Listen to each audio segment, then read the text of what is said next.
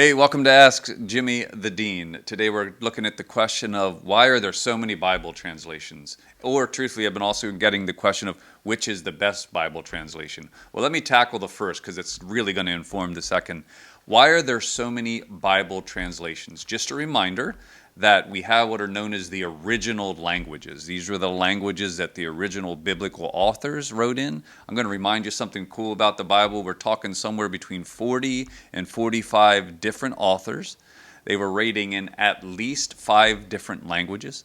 They were writing from what we would call 15 different cultural perspectives, meaning it's one thing if you're a biblical writer living under the kingship of David or one of the kings when the kingdom was unified, which is different than if you're Daniel writing under the occupation of the Babylonian Empire. These are all called different cultural perspectives. So one of the things that's pretty amazing about the Bible, and we'll talk about in a different episode, is the fact that the Bible is written by a bunch of different people over almost 2,000 years from 15 different cultural perspectives in multiple languages. And what this does is it gives a kind of effect of reducing subjectivity, giving more objectivity to the common themes that run through the Bible. But that said, if it's not in the original language, it's called a translation. So when the question is, why are there so many different translations? Here's how it happens, right? I want you to imagine a spectrum all the way from original languages here down to what we call amplified. So if you go amplified,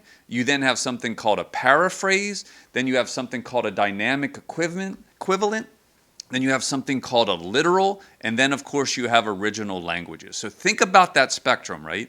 So there are such a thing as amplified Bibles. And now an amplification simply means that someone took time to read a literal or maybe even look at the original languages, and all they did was they read the story and they retold the story to you. It's like a storyteller's addition to the Bible. They're not claiming to nail the exact sentence structure, trying to do exact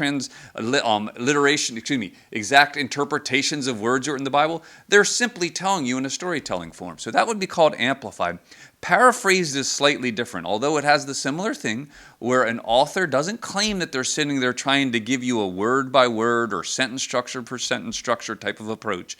They simply say, we promise to honor the rough structure of the content in the way it was written. We're simply going to try to update the language and the things that you might understand, the idioms or the dialects that might involve your particular language. So that would be called a paraphrase.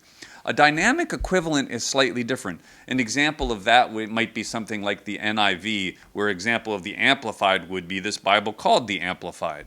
An example of a paraphrase might be something that we now call the Passion Translation, or the Living Bible, or the New Living Translation.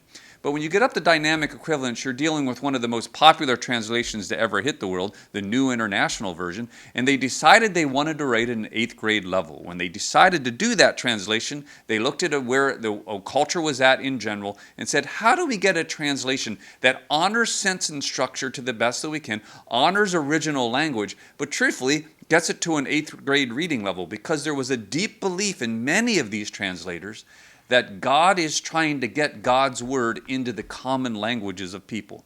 Habakkuk tells us, write the message and write it plainly so that the people who hear it can follow. This is the kind of thing that garners those who live in the kind of dynamic equivalent, paraphrased and amplified world. Now, once you go from dynamic equivalent, which is a very popular translation, wonderful for devotional life reading, you step up into something known as literal. Now that would be translations like the New American Standard, right? King James, New King James, and or English, the English Standard Version, or the English ESV it's known as. These we refer to as literal, meaning they were very careful not to too dramatically change the sentence structure in order to bring these more complicated ancient Semitic languages forward into our days. They tried to honor a lot of the structure and did a lot of research into meaning of the words. So when you're reading a literal version, they sometimes read a little more choppy, right?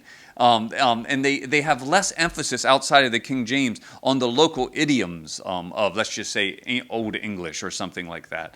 And so what they're designed to do, if they take a literal sentence from the original languages and they put it down, they sometimes have to put words in to help you a little bit, like maybe my or the, and they always put them in italicized to remind you that, hey, we've inserted this word in because we believe that as you translate, it would have read better this way in the language you're now reading it in. Literal translations take a lot of time, pulls together a lot of scholars to figure out, and truthfully, they're really, really important when it comes to deeper biblical study, when you're getting into words and structures, historical grammatical approaches, it's called. And then, of course, you have the original languages, Greek, Aramaic, Chaldee, ancient Hebrew. All of these studies become very, very important as far as all of them are rooted in the original language. I share that with you, then getting to the question of what's the best translation. Truthfully, friends, that any one of them, right? It really depends on what you're trying to accomplish in your